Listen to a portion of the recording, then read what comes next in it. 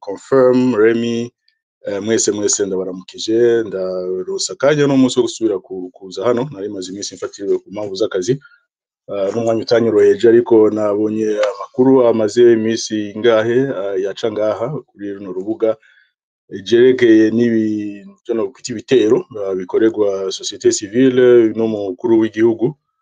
c'u Burundi. Hama ndavuga ni ibintu two biganira two bica hirya no hino tukaraba uko vyifashe ko kubganje mbona ari ikintu kidasanzwe ari ikintu kitamenyerewe aho umukuru w'igihugu nimero 1 y'igihugu yibasira umuntu asanzwe niko novuga umwe mu acteurs ba société civile bikasa nk'ivyacitse novuga akamenyero canke kuko si uwa mbere atewe amajambo attack kuri vie privée mu indwi yahera yari Pacifique mu mezi aheze yari witwa Rufyiri ejo nashobora kuwundi iyo umukuru w'igihugu atanguye yataka abantu bijye no hino biteye amakenga n'umuti rero kino ganiro tugeza gute kiri mu bice bitatu igice ca mbere ndashaka kubibutsa gatoyi amajambo yagiye aravugwa n'urukurikirane rwavyo ndaza gusigura bivanye n'ubumenyi ifise uko mbona uruhara rw'inzego zibiri na cane no guta l'executif yo rwego rw'igihugu hagarariye rimwe na rimwe nibaza ko ari igihe abantu bitahura nabi canke badatahura uruhara rw'umwe urwo rumwe rujejwe baza ko bidafata by'abantu batandukanye hirya no hino voilà nuko rero amajambo make bimeze mu nkundi rero mu gice ca mbere ntatevye subiza inyuma gato ukuntu vyagenze nibaza ko hari mu ndwiheze canke mu ntana z'indwiheze Faustin Ndikumana nibaza ko menshi wese bamuzi canke bamaze kumenya umukuru directeur national w'ishira mu gitwa Parsem Parole Action pour c'est quoi déjà amajambo se irancitse ariko ni imwe amashirahamwe riharanira changement de mentalité, gouvernance économique, gouvernance sociale, changement de mentalité. Yaragize ikiganiro caciye ku mbuga ngurukana bumenyi cyane kuri YouTube arashikiriza uko abona ibintu vyifashe mu bisata bitandukanye. Ndaza gushira link ngaho ariko tuza kumviza agace gato ni yari interview nini yamaze hafi minota 40-45 twari umwanya yo kwishira kwa ngo tuze kuganira ariko nibaza ko abatari bake kumbure mwarayumvirije yose cyangwa mwumvije igice tuza kubiza ibice binyamukuru ndaza gushiramo n'ikindi gice ca kabiri c'ivyo umukuru w'igihugu yamwishuye igihe yari muri Matongo ku munsi w'ejo ari karashikiriza umusanteri mushasha ndaza kubaha n'ikindi gice c'umuhinga mu by'ubutunzi muri babahinga bamaze imisi bakunda kuza kugira ibiganiro bari bagirisha indongozi berekana amareforme yokorwa turaza kurabira hamwe ikintu kijanye n'ubutare muri no mesi ibintu by'ubutare buravugwa cyane turaza kubica hirya no hino twumva ico abahinga mu by'ubutunzi babivuga ko hama rero nanje kunyana nabwiye bice ca kabiri turabira hamwe le rôle de la société civile le rôle de l'exécutif hama bwa gatatu umurongo imicommerce voilà natevye rero reka twumvirize gatoyi aka gace ka Faustin Ndikumana hama twumvirize n'ico president Neva yamwishuye hama twumvirize n'ico umuhinga abivuga ko abaza gukiza bikamabura igitoro caje muri Sopebu cyanyurujwe kigera mazima yo byabagizwe ndi igitoro kiruzuye amastation nasabuja kukira ico gitoro cuzuye tugasubira mu maplate yo kuambira kwa kabiri kwa gatatu gica mwami umwe ngo ari umuntu wagiye gusabota igitoro ari umuntu twarindiriye batumenye wariwe bako batubwira ngo ari wagiye gukuza kuko ntibigize igitoro mu Burundi ninde ngo arahazo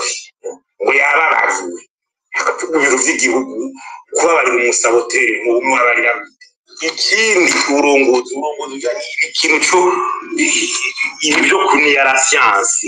ero débat kutemera ibintu by'ubuhinga la science ari igidiringa ujya ari Ndikumana rero amaze kugira ibiganiro bingahe ngahe ubu nibo muzana bakamuhine ba muri bende bakamuza mara tukamara tukamuhima yabaye bwagiye aze n'umwaka umwe adukosorere basi ari bamarama akanye niko bagira musabe ngiya twagigira ingu tuguhaye uhembwa $7,000 $7,000 turayago akanyuruzwa n'imbunuza n'imburakimazi twoyahonye akadukira ayo mareforme tukumva tukabona mu Burundi mwene wacu mugahingo tugirira ibiganiro recommandation garuka ubu nawe arababaza ati ngaho nakazi mwahinduye igihugu ubona ko uburongozi bwamunzwe n'ibiturire uzobona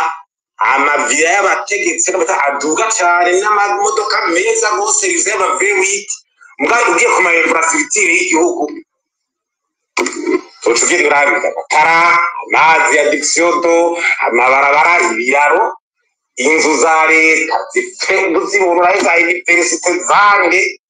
izo za bachelor za grandiro zange kubaka amabiro ashakabura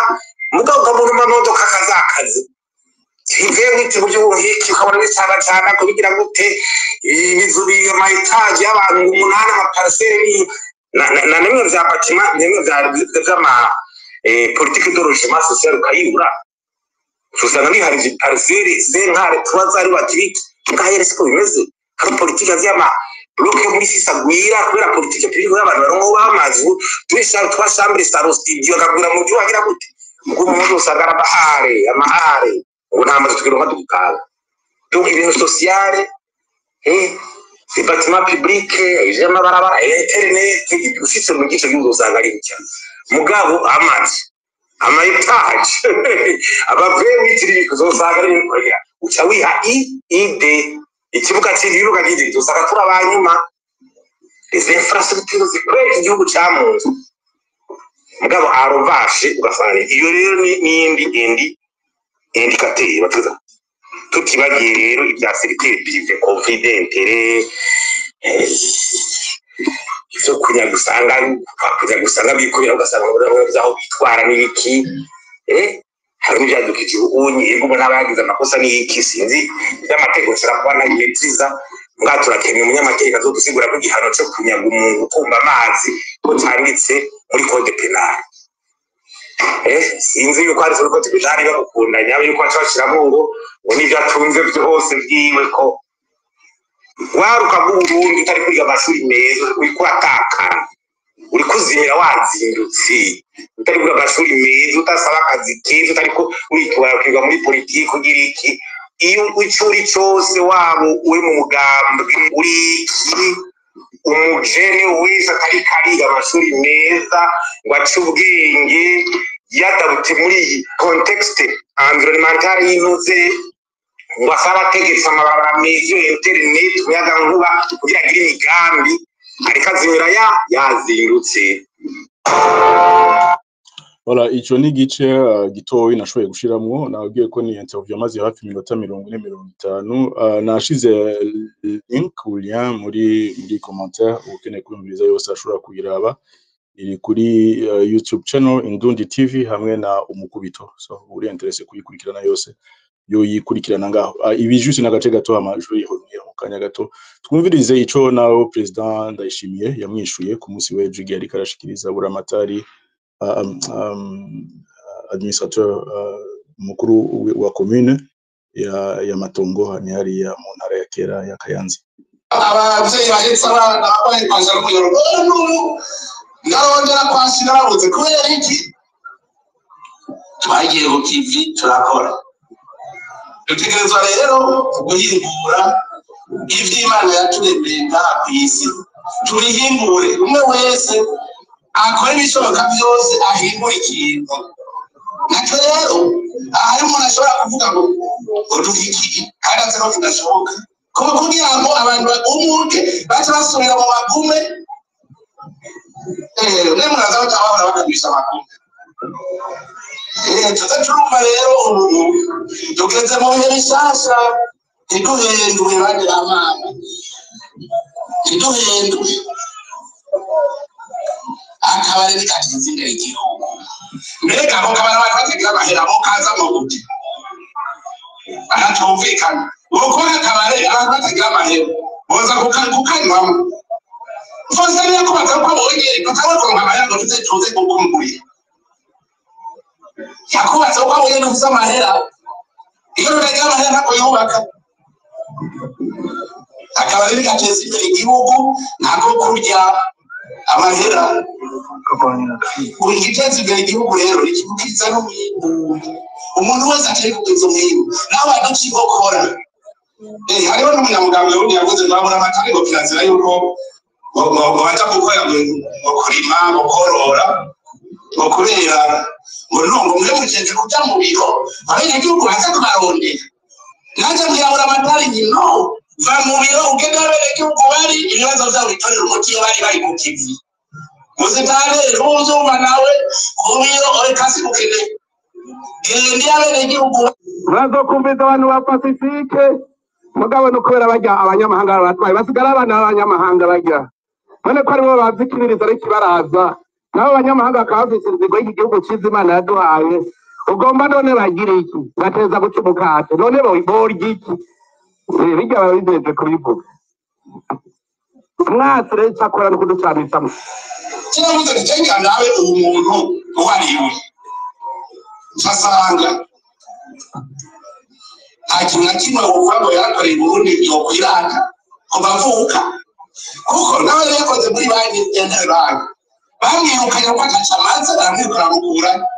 acahungira muri bimwe bita sosiyete sivile kugira ngo yerekane ko ari igihangange acakorana n'abakoroni arakorana n'abakoroni mwatukunze mu cumi na gatanu murazi ko yari akorana n'abakoroni hanyuma rero none ntabeshejeho n'iki kwaba mu nzu nziza kandi afise n'abanyezamu 10 muba mu cyumba igihangange kandi arabahemba abahemba amahera kubuye uzawuba muri gitoro cyari agendera mu modoka ayikura ko ntaramubona ariko agendera n'amaguru nabuze igitoro agikura amaja muri hagitoro neva yazanye kacamaze none ko akagenda n'amaguru igitoro agikura ijya modoka yiwe amahera yayiguze yakuye ko nasanze ikintu afise wabanze mbetera mbere no kugira akabari afise akabari nta n'umuriyoni wo kwinjira mu kabari kiwe kari hakingozi n'abakabura none igitoro agikura he kubera ibiri rumusuma cyakoresha abagera abakoroni ibiri kuko umuntu atacakora yokwerekana ko yakuye urubahe aba ari umusuma none ko atambaye ipasi ko nambona yambaye ikirato gisize ko yambaye ikositimu ayikura make ibaze umuntu yavuze ngo yishima ko ararima muri bisha amahera y'igihugu muri itegeko ryakoresha umve ntuze ngo bebe kirazira kuja kora imirima y'abenegihugu ntabyo mwumvise reka bivugiye ku maradiyo kubibesha bakuru ngo bebe ngo yirirwa kuja kora iyo mirima ngo kuguma mu biro mu modoka mugasanga igihugu bamuhaye ngo yayimaze ngo yaheze ngo nta mwaka imaze ngo kubera igiye kora imirima none bebe yajeje kwicara mu biro waracyari muri yavugo y'igikoroni kuko niwe wamukoresha camubwira umuntu nasanze yananiwe no kubaka urugo rwiwe yoshobora kutubwira ikintu cy'iterambere mu Burundi yani umuntu adashobora nuvuga agiye muri kabare akajya brochette n'ibitoki n'ibiyeri aca yitahira kuko nta mwana avuga ngo ntiwasuma nta mugore mubanza gutakaraso cyamunaniye no kuzana umugore urekije baravuga yamuhe none bwira kuba niyo hanura abarundi ya adashobora no kwegera sitaba kuja atamara mwishuza kuzana amahera y'ishuri nta mugore amubwira ngo ntiwazanye raso umuntu yananiwe kubaka urugo rwiwe yo kubaka Burundi nabo babahanuzi rero urumva umukuru w'igihugu ntaco amaze kuko ndamwerekana jewe maze umwaka atari ivyo sumye agaca babarashavuye ibikoresho uvuga butaye rero nabeshe ngo nta kirimo nta kizovamwo naho bivuga afise ishavu ringana guteye urabona ko ari umugwanyi nyene ababaye urumva biravuze ko mu kirundo murehe nta butare buriyo none mubonye bushotse aca avuga yamuye nta kirimo kubera iki we usanga hariho umutego yari yarateze ko abarundi tuzoko bacura abakene naciye nibuka Seribarati nuzeye Nehemiya agiye kubaka igihugu agitanguye hariho witwa Seribarati na Tobiya barasoze bararengwa bati uwo muntu yubaka igihugu n'uwahe kubera iki amadayimoni aribagira ko Nehemiya yakoreshwa n'Imana barasa bariyubakira babone ibyo bakorera ababijya bari imbere ngo yoreke atari umugire ngo cyoca bihenuka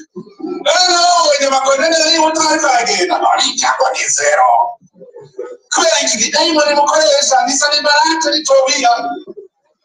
agahenda barundi umuntu yananiwe no kuzana umugore uretse imyaka afise aho umugabo ntiyowe ku rugo tubone nawe abona umugore amubwira ngo uranzana hasi aho umugabo nawe umuntu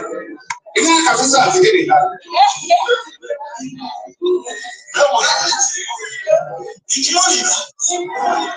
ikimurira rero umuntu w'umugabo asanzwe yaraniwe kubaka urugo rwiwe arafise amajambo abwira abarundi muri bibiliya handitse ngo udashoboye gutunga umuryango wiwe yotunga abandi gute urambwira umuntu atunze inda yiwe gusa yomenya ingene inda z'abarundi zikwiye gutungwa gute arafise ikigwa yoha umukuru w'igihugu cyangwa se uzaja kumuraba ngo ntemereze wigambi yawe turabe naje utemereze muri wanje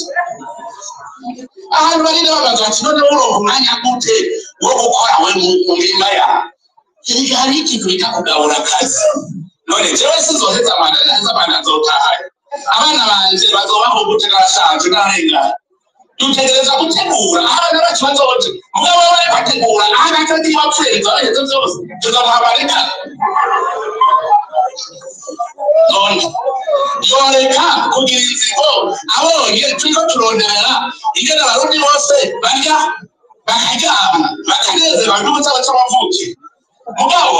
ivyo biratesha umutwe niko inkuru baratumizarana na Nehemiya yaguma yubaka baseri barati naturiye bavuga bazokoma bavuga ariko ndabuze guhera bene gihugu abandi bene Israeli bari ku rugendo ntako batagize kugira ngo shetani batesha ubuzima bw'ikibugiro cy'isezerano. Iyo ni igice cy'ijambo umukuru w'igihugu yashikirije ku munsi w'ejo muri Matongo hariya mu Kayanza, ariko ashikiriza administratrice umukenyezi n'umudamu mushasha musitanteri wa commune Matongo, aho rero yaciye aboneraho kwishura niko novuga Faustin Ndikumana akavuga yuko adafise uburenganzira bwo kuvuga ivyo avuga, yuko ataco ari kuko asanzwe yubatse, yuko umuntu yubatse ataco yubazwa, ko umuntu yubatse afise n'amadayimoni yiswe ngo Sanabalat na Tobiya n'ibindi nibaza ko nabo bisubiramo. Yaravuze ibintu ku bwanje biteye isoni kandi biteye n'agahinda kubona bivugwa n'umukuru w'igihugu aho yifatira mu gahanga umwe mu bagize société civile ariko akora akazi kiwe nkuko nabemerewe mu gice ca nyuma ca kino gice ca mbere. Reka twumvirize umuhinga nyakwigendera Janvier, professeur Janvier Nkurunziza, aho n'umwe muri babahinga badasanzwe bakunda gutumirwa kenshi i Bujumbura kugira ngo baze kugira ibiganiro ku by'ubutunzi. Kenshi bari kumwe na professeur Leonce, nibaza ko benshi ngaha muzi bama bagira ama conference débat canke ivyigwa canke ama colloque baraba ku by'ubutunzi. Mu mwaka wa 2022 naba nihenze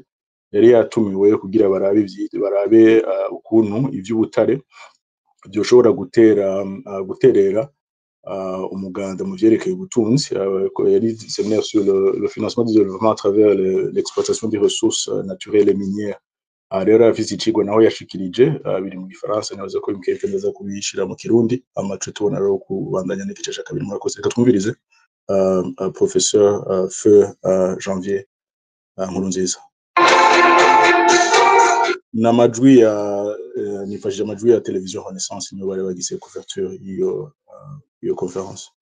Le Burundi ne devrait pas trop compter sur ses ressources naturelles pour se développer. Il faut qu'il aille au-delà de cela. Le financement du développement, c'est un problème complexe qui doit être... le financement doit provenir de plusieurs sources. Donc, je vais maintenant passer en revue certaines de ces autres sources. Et je pense que c'est ça qu'il faudrait au niveau de la stratégie du pays. Il faudrait vraiment penser à toutes les ressources. Ici, je vais parler justement des exportations, mais je vais vous montrer justement comment les exportations du pays ont évolué, parce que ça, ça devrait... abashaka kubikurikirana byose ndaza kubishira ngaha muri commentaire ari interesse kubikurikirana byose nafashe uduce duto nibaza ko byoshobora kuza kutwenteresa hano ngaha atangura avuga ivyerekeye ama exportation investissement direct etc ndaza kugerageza kubicaragura kubera ni byinshi ariko ndashamo lien kuri interesse kubikurikira. Et puis leur valeur, la valeur totale, les revenus,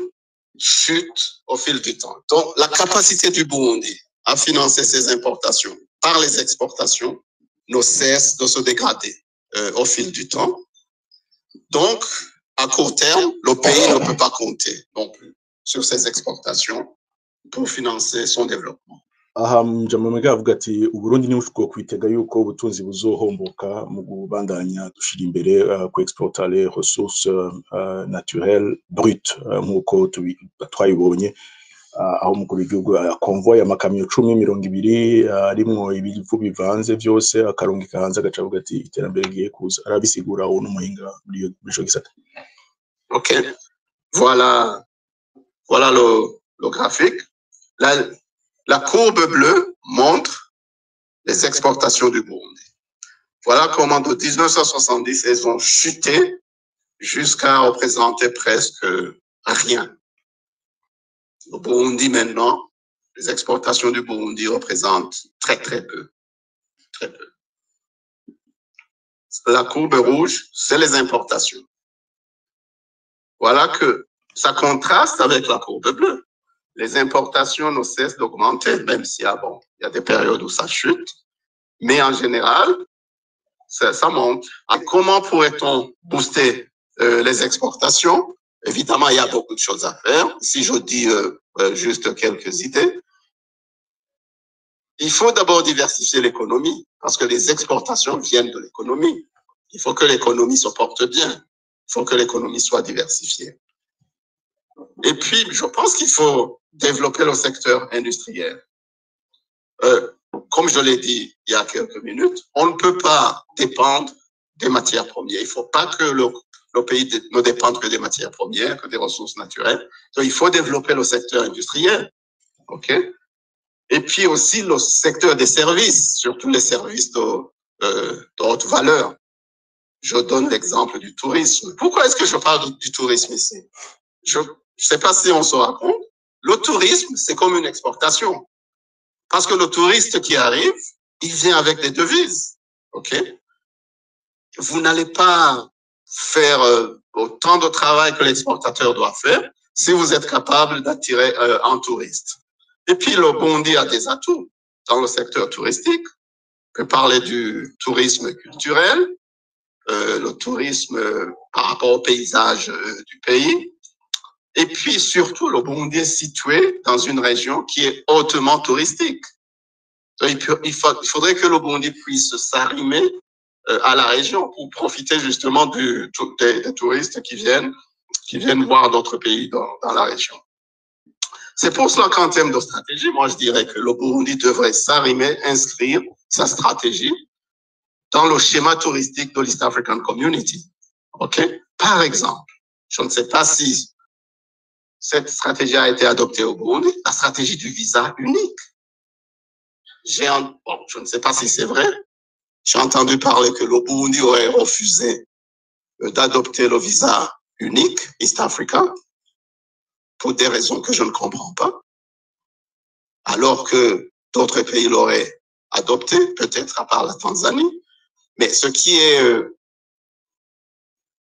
est intéressant, c'est que la Tanzanie, peut-être, n'a pas besoin de ce visa unique. Pas autant que le Burundi, en tout cas. Pourquoi? Parce que la Tanzanie a ses propres touristes. Moi, je vais tous les mois d'octobre à Arusha. Les avions sont bondés de touristes qui vont voir le Kilimanjaro, qui vont faire du safari. Parce que, c'est-à-dire, eux, ils ont leurs touristes qui vont en Tanzanie directement. C'est pas la même chose que le Burundi. Le Burundi peut-être aura de la peine à mobiliser autant de touristes qui viennent visiter le Burundi, qui viennent visiter le pays. Alors, qu'est-ce que le pays devrait faire? En adoptant le visa unique, la personne qui vient visiter la Tanzanie ou le Kenya ou le Rwanda peut passer 2 jours au Burundi, ok? Peut venir faire 2 jours de tourisme au Burundi et puis repartir au East Africa. Alors, si la Tanzanie n'a pas besoin de ce visa unique, c'est pas la même chose pour nous. Donc, pour moi, le pays devrait penser à ses propres intérêts, des choix qu'il faut. Comment est-ce que on va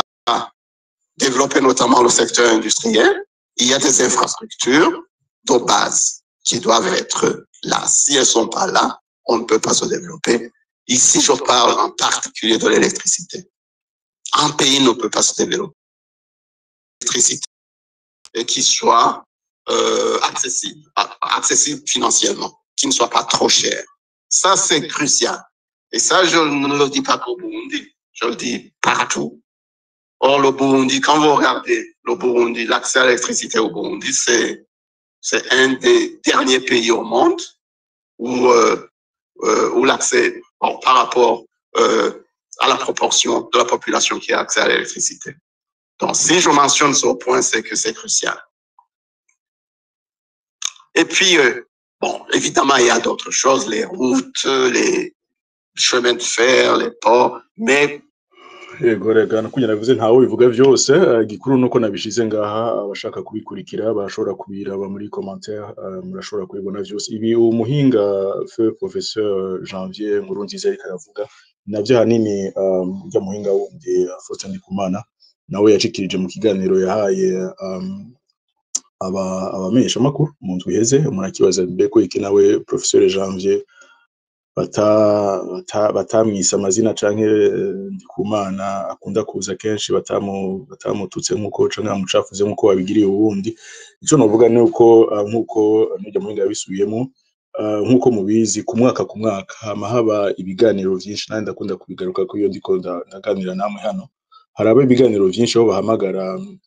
abo bita aba expert y'abahinga cyane mu by'ubutunzi bakaza kugirisha ibiganiro kuva president Ndayishimiye afashe ubutegetsi haramaze kuba n'imiburiburi ibiganiro bimwe bitarukokoma des forums nationaux sur le développement bibiri hamwe n'ama conférence colloque organisé tantôt par le ministère des finances tantôt par la banque centrale baguma baraba ibintu bijanye n'ama réformes économiques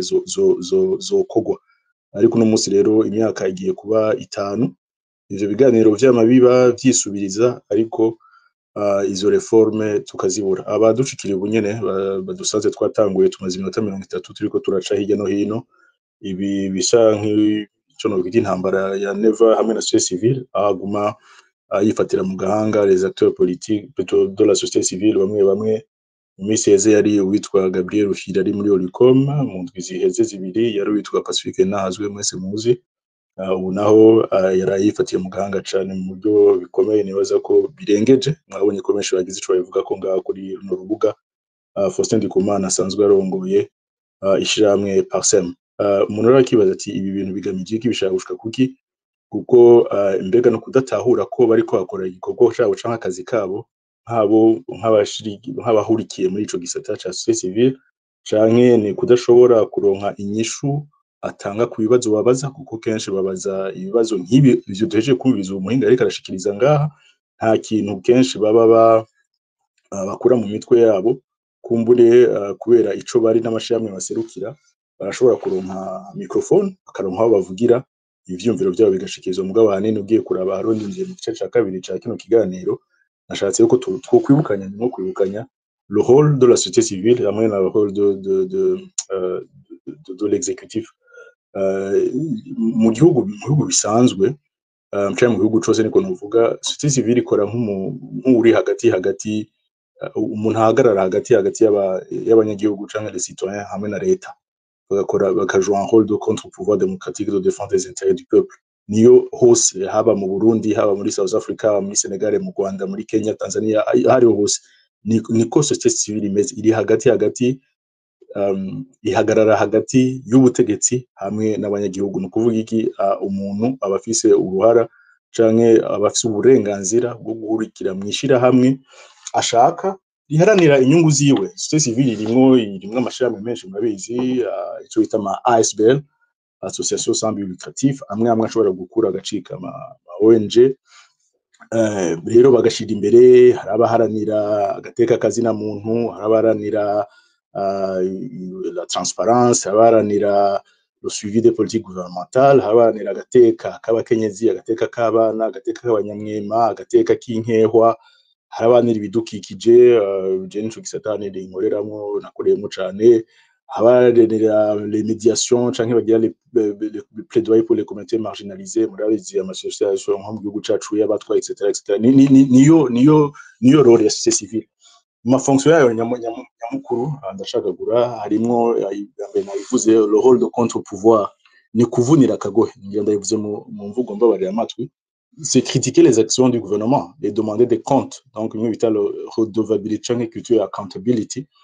uko leta ariko irakora akazi kayo bagasaba nuko état de droit yubahirizwa niyo role ya société civile ya mbere ni critiquer les actions du gouvernement kabwe ati nyabuna aba bantu bibagiwe indero yifashe gute igisata c'amagara y'abantu magihaye amahera make muri budget mwateguye nyabuna ibintu byo guhohotera agateka kazi na muntu bihagarike kuko c'est contraire y'amasezerano mwasinye n'ivyo mwavuze n'ivyo mwemeje ikindi bagira c'est assurer un suivi de qualité de service et agir contre la corruption nibaza ko Olicom na Parsem bari ahanini muri kino gice kuko bari muri ibintu byo kugwanya ibiturire no kuraba ivya bonne gouvernance. Alors ikindi société civile ikora ubwa gatatu il y a la défense des droits et des intérêts donc muramaze kumva bita les défenseurs des droits humains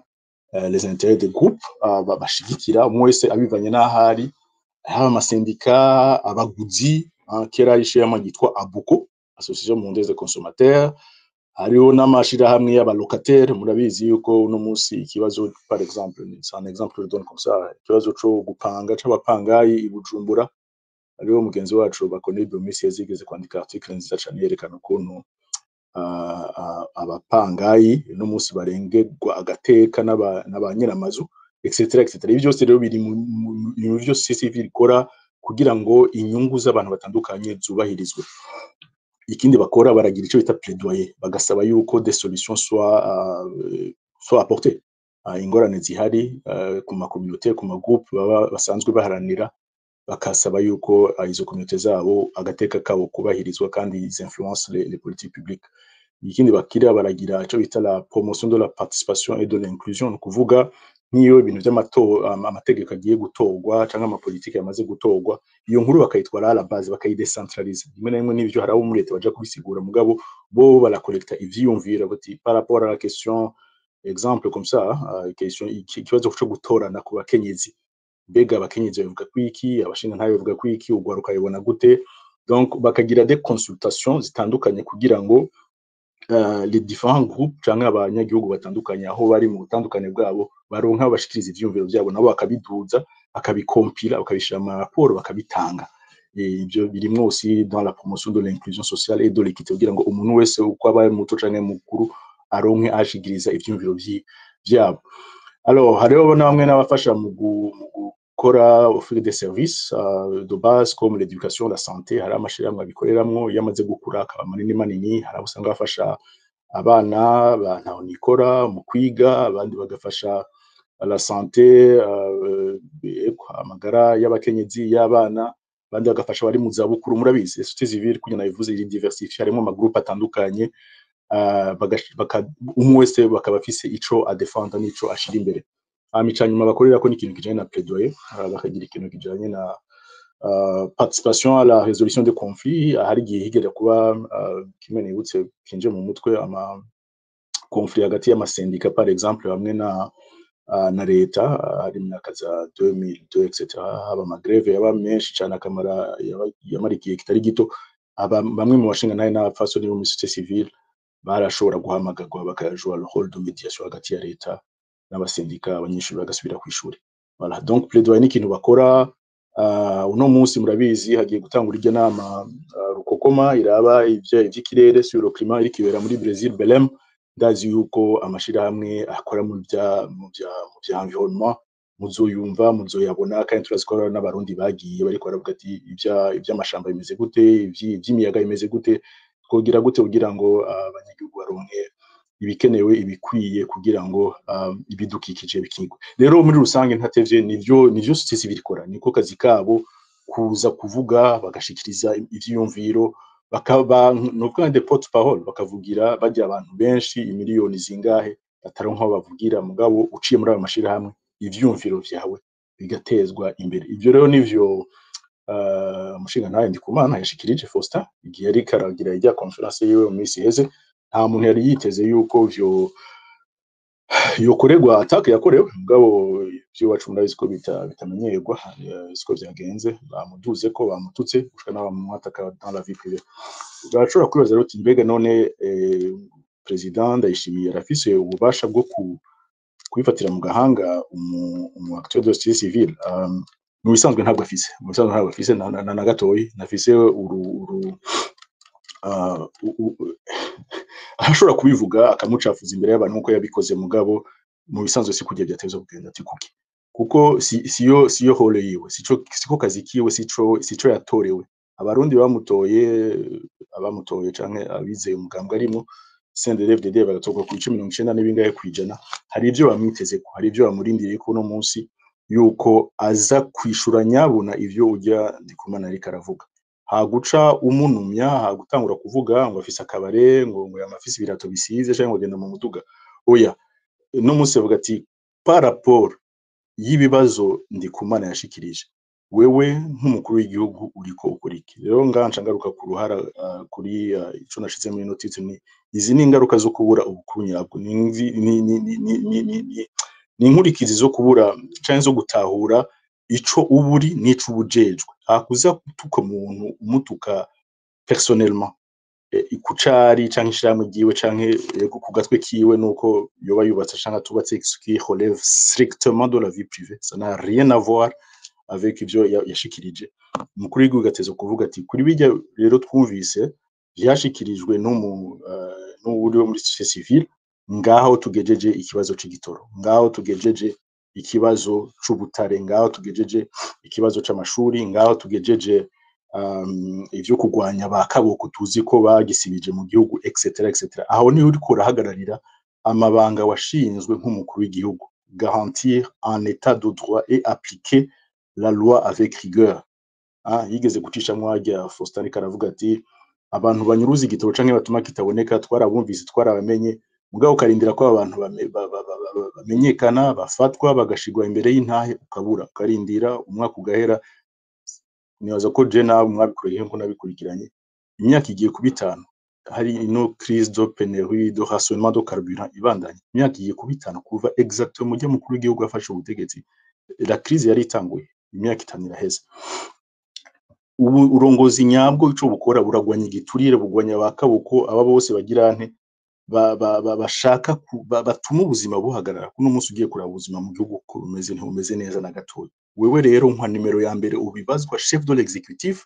uri hejuru y'inzego zose ufise wahawe ububasha n'amategeko ugahabwa na budget ukaba ufise n'izindi nzego yishimikiza yaba administration yaba inzego z'igipolisi inzego z'iperereza. Izo nizo zitegezo gukorana kugira ngo ute ngo barabe abo bantu bariko baragira nte ariko baranyuruza ariko baratunga mu buryo butari bwo bakabafata. Hamiki naco encore une fois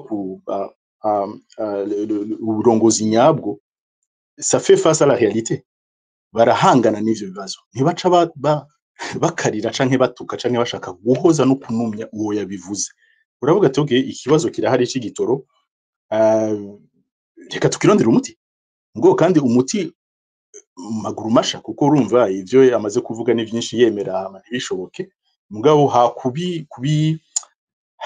occulter hakubinumya kubizimanganya kubinyegeza kubishira munsi y'igitanda. Uravuga ati nivyo no munsi par exemple ikibazo c'igitoro kiraduhanze ntitubona ukuntu tubikora. Twavuganye n'abadufasha nyambari mu karere nyambari Tanzania nyambari babagira neza muri bagira neza les partenaires techniques bo muri FMI turiko turaraba ukuntu bo twagira avance kugira ngo turonke des stocks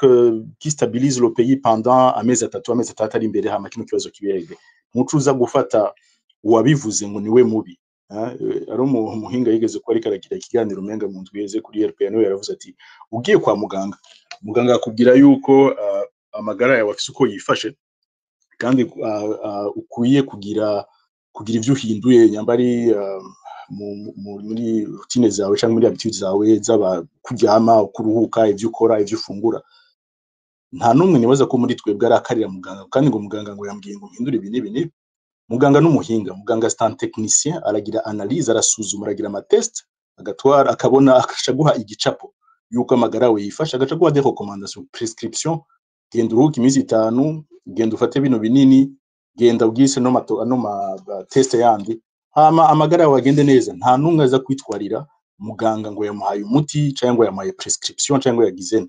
muganga ni muganga akora akazi kiwe société civile nababwiye bari muri rôle yabo yo kugirana de contre-pouvoir et de critiquer les actions du gouvernement et de demander des comptes niko kazi société civile ikora umuntu abikoze gutyo nta kosa na rimwe abakoze ari exactement dans ce rôle ahubwo atabikoze ni waba ucutangura kumugira kibibazo iyo umuntu wari muri société civile utuba aduza akajwi kiwe canke ngo agira ivyigwa yegeranye ivyumviro abishikiriza bisohore c'est là où il faut faire attention voilà ndacari kuri uburongozi nyabwo uko bukora uburongozi nyabwo ukwiye kwihweza no gutorera inyishu ikinimengana nagicije ko murambara ndagisubiyemo ibibazo byose bihari apana kurondera des boucs émissaires apana guca fota Faustin d'ailleurs ntiyubatse Pacifique d'ailleurs n'umuhungu w'abakoroni Rufyiri kandi wewe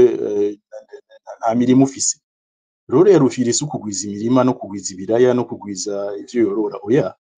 aregeranya hamwe na equipe bakorana ivyo bagira muri hole yabo nk'abakurikirana ivya corruption bagashikiriza ivyo bashikiriza donc ahari uburongozi nyabwo hatezo kuba une capacité d'opérer des réformes indispensables et stratégiques et donc nukuba ushobora kubona ati ndavye igicapo c'u Burundi uko kimeze muri uno mwaka wa 2025 muri munyonyo des réformes que nous devons opérer uno musi hariho leta nshasha iyo leta imaze amezi 3 nyambatarane batezo kuba baragize n'ama retraite bakakuramo ivyo babwiye bakadefiniza tuki voilà alors les priorités stratégiques du nouveau gouvernement pendant les 3 prochaines années les 4 prochaines années peu importe bakadefinisa ama priorité hama bakakora des réformes parce que ko réformes zikenewe nta numwe atazi ko réformes zikenewe mu gihugu c'u Burundi de avoir des réformes indispensables mu secteur yose tantôt avoir des réformes structurelles cyangwa ama réformes sectorielles zama dishira imbere iki inyungu y'abantu bose turamaze kumva ama réforme ngajyo mwenga yabicishije ko Faustin aravuga ati haraje byitwa Charwa 0 byitwa Tolérance 0 haraje byitwa budget programme umuntu akaraba ama resultats yavyo canke mbega ica havuye mwiki inyuma yuko vyavuze ugasanga kenshi sont des effets d'annonce n'ibintu bivugwa pour calmer le mécontentement qui est là ariko nta suivi nta kuraba ko réforme qui a été lancée qui a été initiée aboutit à quelque chose aboutit à un changement palpable kugira umuntu ashobora kuvuga okay vya bindi baba tegetse entre guillemets bemera canke bavuga ngibi byo bakoze babishikirije turabonye agahengo inyamba budget Charwa 0 yaro ikoreshwa 150 miliyari twayigabanyije habayemo gusera umukanda bigeze kuri 50 miliyari canke kuri 20 nyamba hariho Tolérance 0 turabonye ibisuma 10 karuhariwe aha bica binyutsa ya dossier kenshi dukunda kuvuga ngaha ikiye célèbre qui France zogoma muri annales de l'histoire du gihugu le dossier de 54 milliards qui est parti comme ça yagiye gutya president wenyine ubwiwe no yavyivugiye yuko aratanga 2 semaines abwira ministre ko bagiye gufata abantu uko vyaheze jena murabizi mese vyaheze gutyo nyene rero ni ucubona yuko ucutangura kunova ico yita questioning canke ku remettre en cause ce genre de leadership parce que uburongozi bukuru nyabwo utegezwa kuzana inyishu ku bibazo ntibuza kubitera ntibuza kubivyamplifier ntibuza gukarira ababishikiriza n'abahinga baba babitoye ahubwo gutora inyishu ku bibazo bihari ikindi ca novuga muri leadership nyayo ifise ico bita gouvernance inclusive haba ubushobozi la capacité de mobiliser toutes les ressources indispensables au développement no kuvuga iki kwegeranya ibikenewe byose kugira ngo iterambere rishoboka cane cane iyo mesho bavuga ngo mumvise les ressources ari yo abantu bacabona amahera samahera gusa les ressources ça commence toujours par les ressources humaines abantu imitwe y'abantu abantu babizi abantu bafite ubushobozi abantu bafite des capacités techniques intellectuelles scientifiques prouvées yigeze gucishamwo umuprofesseur twubaha cyane Ndikumana Leonce bajya abantu bako abandanya bari hari ya Massachusetts n'ibiki babuzwa n'iki kuzi Bujumbura. On dirait que à Bujumbura on se contente de les inviter pour venir parler, conférence qui dure, c'est pas moi, une journée, 2 journées, bagaca bigira hama OK, bye bye, rendez-vous l'année prochaine. Ça ne devait pas être comme ça. Baje baragize nababwiye forum ya mbere sur le développement, umwaka weze baragira indi ya kabiri, beaucoup de conférences sur les réformes économiques au niveau macro, micro, mobilisation hara muri kana table ronde yabaye exactement une année. Ukwezi mwaka weze bariko aravuga ibintu bya mobiliser des ressources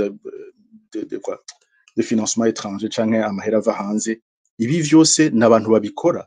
Iyo yavuze rero mobilisation des ressources, iyo ufise une gouvernance inclusive, iyo ufise guti uri umurongozi, uri umutegetsi, uri umwubahwa, uzica ujejwe, urondera uragira identification, base de données de toutes les personnes capables d'apporter une solution mu domaine atandukanye, ukabazana ukabashira ku kivi. Nyamba yarika la pleda yuko amuhema nk'amahera yo bahembwa hariya bikenewe mukayamuha ko nayandi aratwagwa gutyo aribwa akagenda akagirira akazimangana. Voilà, donc ibi vyose lorsqu'on parle de mobilisation de ressources, il faut comprendre qu'avant de mobiliser les ressources financières, il faut mobiliser les ressources humaines qui vont mettre en œuvre en exécution ces plans et ces projets qui sont élaborés. Il y a quelque temps, il y avait un projet qui a été initié dans ce sens. Parce que abafasha Burundi baravuni akaguheretera ugati muzina makuru, on peut bien vous donner quand menga hari aje kuba scandale y'amahera yasubiye gusubizwa, malheureusement byarasubiye kwisubizamo no mwaka byabaye muri 23 byasubiye kuba muri 25 aho usanga bimwe bita capacité de décaissement iri nto cyane extrêmement faible, ugasanga iri kuri 20%. Amahera abantu batanze imiliyardi ijana, miliyardi igihumbi, ari ugasanga ibice 20 nivyo byashoboye gukoreshwa. Barababwiye ati nyabuna turabona ko ari ikibazo ngaha, kandi ikibazo hano gihagaze kiri au niveau des ressources, les ressources humaines. Nta kuntu mworaba mukarondera abarundi uno munsi bakwiragiye isi yose mukabazana mukabegeranya, mukaba ababishoboye babigize n'abari intéressé mukabazana kugira ngo mubashire ku kivi bashobore kugira ico baterereye mu gushira en œuvre ces plans. Uwo mugambi warushikiwe na PNUD, warushikiwe n'itwa OIM, uwo mugambi wagiye akagirira. Biragaragara neza ko atabushake nta volonté yo kugira no gouvernance inclusive, kugira ngo umuntu nturinde kuraba ko mu byumva kumwe mu vya politique niyo bafite passport y'ikirundi n'abatari abarundi. Tumaze kubona ibihugu atari kure cyane y'iwacu, n'abanyamahanga barabakoresha, n'abanyamahanga barabazana iyo bazi yuko bafite ico baterera mu iterambere ry'igihugu, bakabashiramwo bakagira ico bakoze kugira ngo banagura ibintu. Ikindi kiranga uburongozi bwiza ni ubushobozi bwo kwemera un débat contradictoire. Iyo uje ukampaririza umparirize sur les faits, non pas sur ce que j'ai dit. Donc accepter un débat qui est basé sur les faits, sur la science, sur les donc ibintu bifadika, et non pas sur les vies privées. Je n'utangura kuvuga ngo kandi nguriya muntu ngo ninteretse ngo numungo wo kwanaka kandi ngo abantu bava hariya bose oya reka kunyataka kuri vie privée, ataka ivyo navuze. Umurongozi mwiza agira cette capacité yo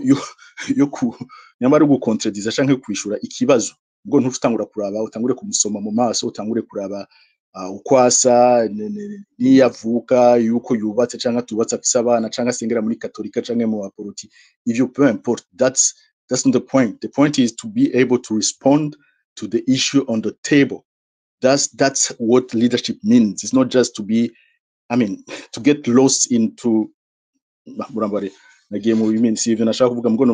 maze ko mavyumvise gutakara mu kuja kwataka umuntu muri vie privée yiwe, aho uba wahushije uwagize ico bita hors sujet. Ikindi ni uburongozi bwiza, ikibugenza ikibugaragaza, c'est aussi cette capacité à sévir contre toute personne ou institution qui déstabilise le fonctionnement de l'État. Donc kuvuga ubushobozi bwo kugira bwo guhagarika no guhasha. Ndakunda jambo umuganwa atari umugani Rudoviko Rwagasore yavuze, ariko aravuga yuko abantu bose abo yise imihimbiri, ibisuma n'abambuzi bamenye ko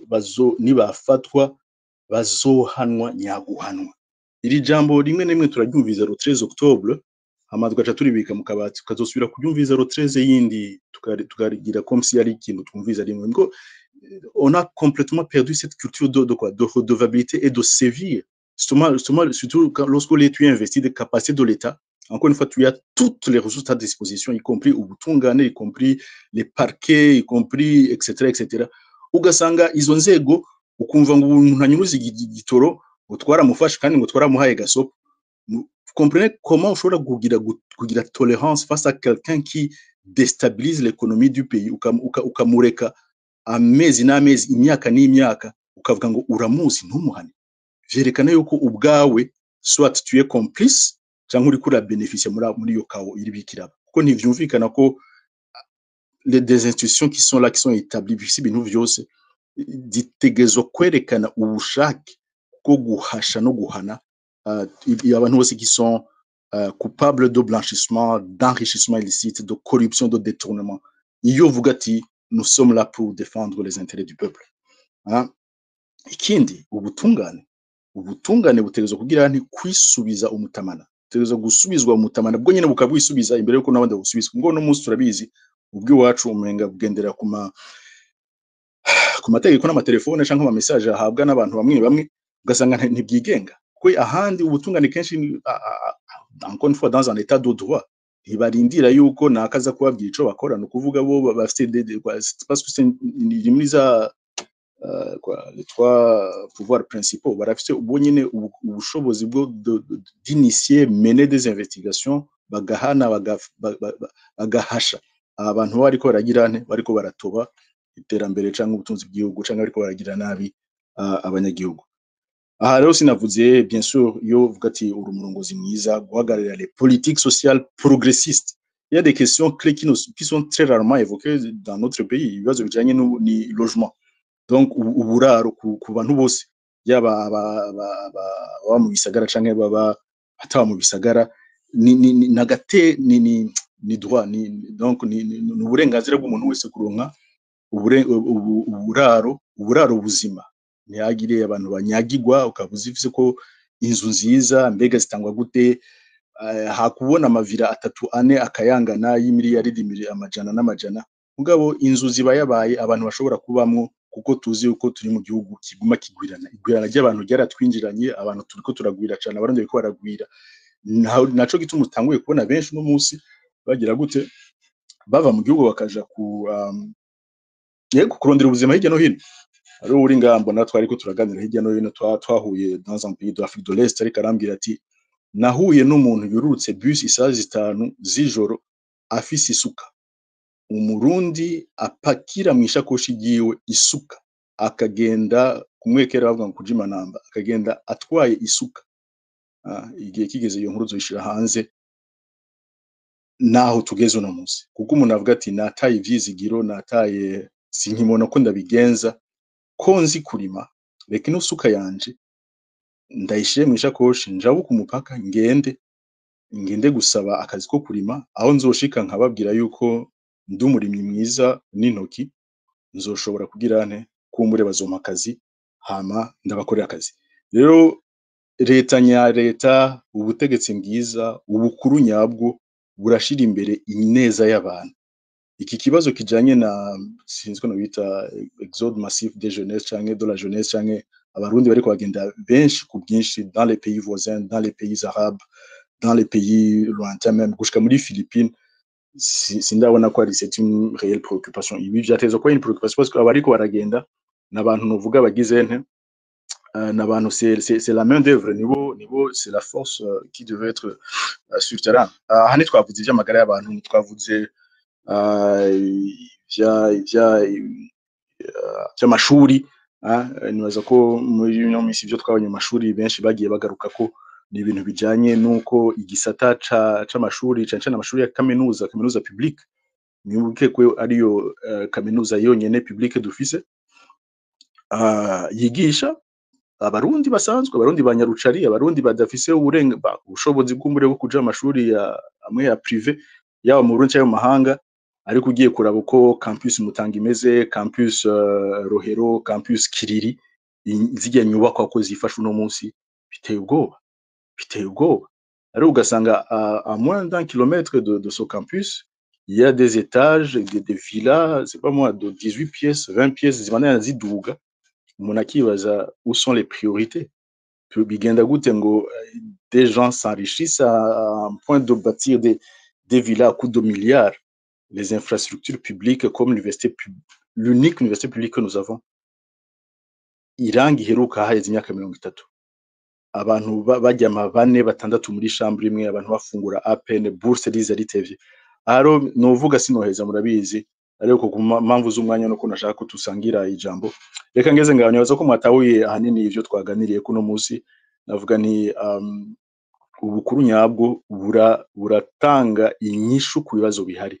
ntibuza gukubita no gutuka no gucafuza no kuburira isoni abaganga n'abahinga baba bashikirije ibibazo abakuru nyabo bagira nte bazana inyishu ku bibazo bihari ntibaza bashaka kumaramaza no gucafuza abahinga kuko abahinga nabavuze niko kazi kabo société civile rôle yayo c'est un rôle de contre-pouvoir c'est un rôle de demander des comptes c'est un rôle d'assurer un suivi de qualité des services c'est un rôle d'agir contre la corruption c'est un rôle de dénoncer mais également de proposer des solutions et de mener des plaidoyers. Voilà, reka ngeze ngaho turamaze deja isaha ndabashimire mwese mwasubiye kuza guteramana natwe kuno mugoroba turiko turarabira hamwe ivyo mukuru w'igihugu amaze imisi yifatira mu gahanga aba acteurs de la société civile yaba Rufyiri yaba Pacifique Ninahazwe yaba Faustin Ndikumana umuntu akibaza ati est-ce que ivyo bintu birabereye ivyo bintu byo bandanya gutyo canke ça cache quelque part une incapacité à trouver des solutions aux questions qui sont là, aux questions qui sont posées. Turashasigaranye isaha abashaka kusaba micro ntimwitinye kaze mwese abashaka kwandika muri commentaire murahawe kaze ariko n'abafata micro nibo duha priorité ndabibutse yuko dukoresha iminota mito 3-4 kugira ngo twumvirize benshi bashoboka tukabivuga yego muri bwa buntu n'ukuri n'urufasoni bisanzwe bituranga nk'abarundi tugira ikiganiro kinovuga gute citeka ciyubashe atari cibitutsi atari ico kurira abantu isoni no kuja kubataka muri vie privée kuko suko twarezwe turafise indero twarezwemo kandi nabaze ko ariyo twokurikiza reka dudatevye rero twakire Nibitar arakurikizwa na Jean-Claude Ndorere Nibitar kaze ndakuramutse ndagoye kaze ndakora mu kije Landry urakoze kumpa ijambo ndanezerewe cyane n'ikiganiro bateguye iri icivugo cacu ingaruka zo kubura ubukuru nyabwo nukuri ni ikintu gikomeye cyane nico gituma turi mu buhungiro kuko twese twahunze kubera ubukene bw'ubukuru nyabwo mu bihugu byacu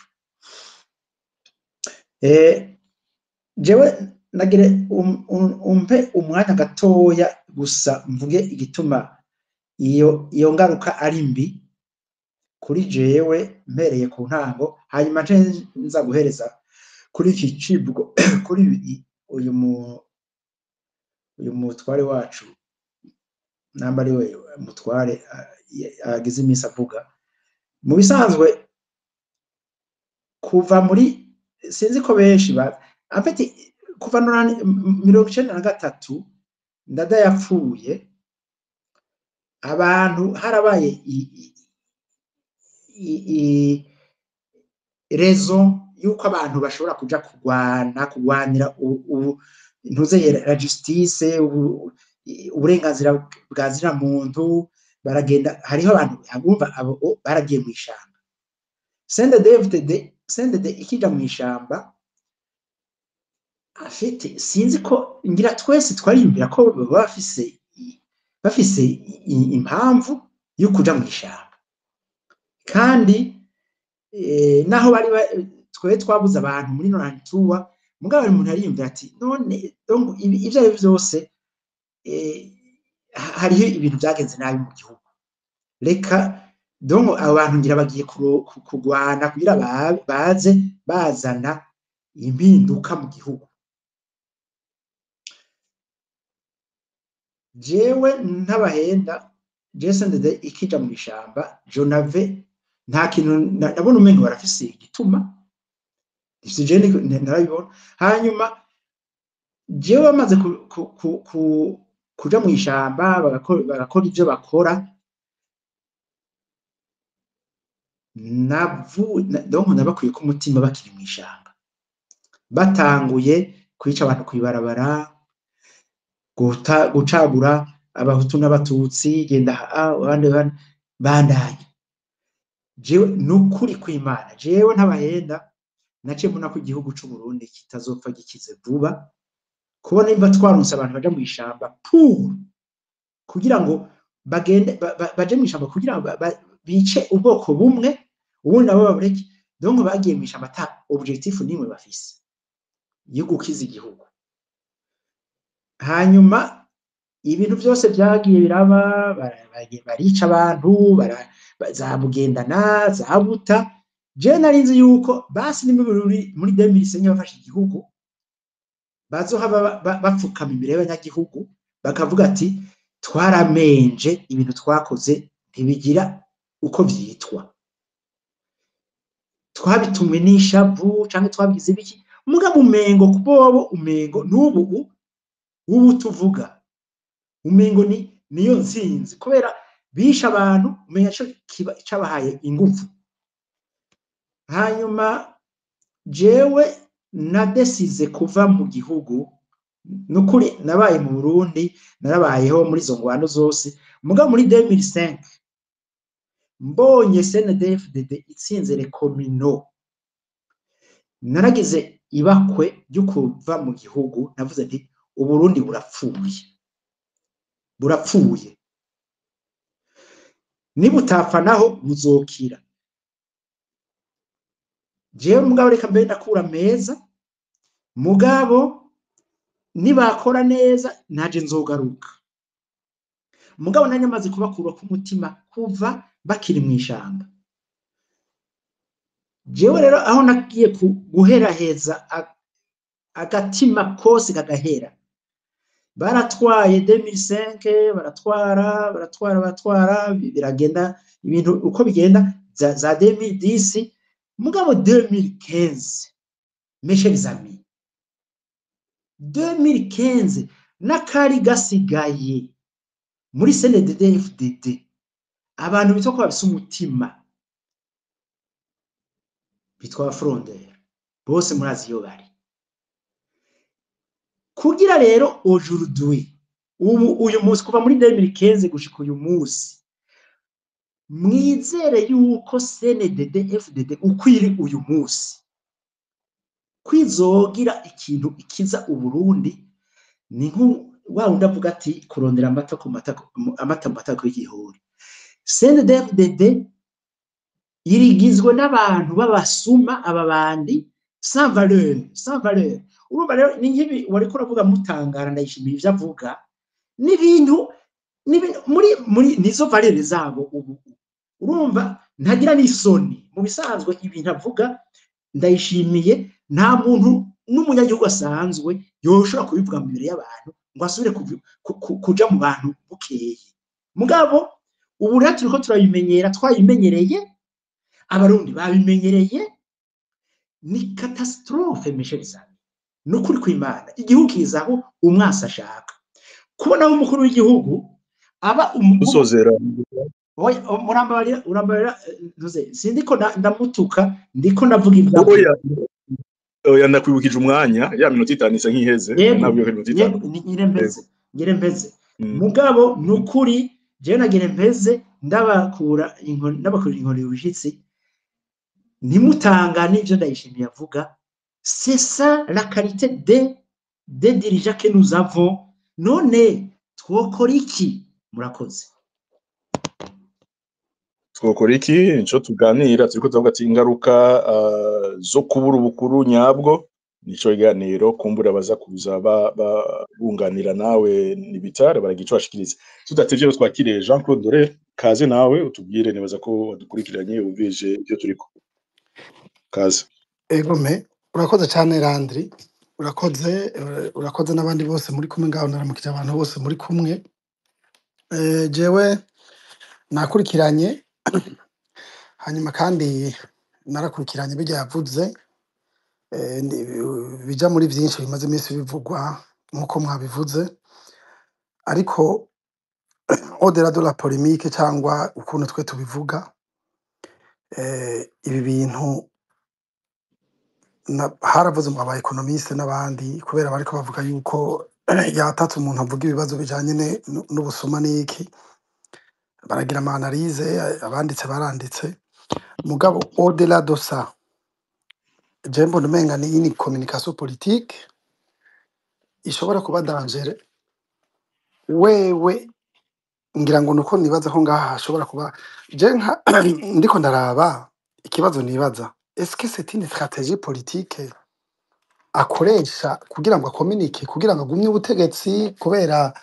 depuis 2015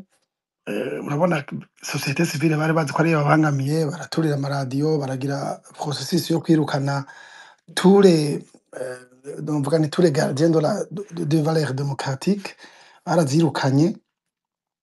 kubera yuko niyo yari na objectif wanashaka ya troisième mandat en fait ils étaient persuadés yuko hariho ibintu batariko barashikako parce qu'il y avait quelques garde-fous petits soit-il rero barahejeje